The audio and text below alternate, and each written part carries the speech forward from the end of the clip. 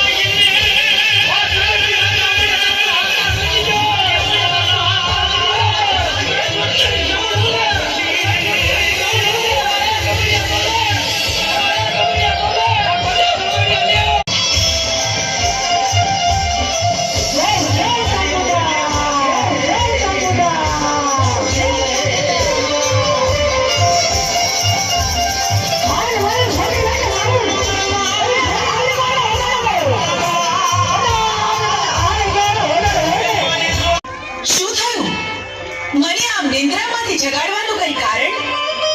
એવું તે તને શું કામ પડ્યું મારું ચારણ જોગી? તમને ખબર નથી કે અમરિયા નામના રાક્ષસે પૃથ્વી ઉપર હાહાકાર મચાવી દીધો છે અને તમે 100 મહિનાની નિંદ્રા રહી સુતાશે.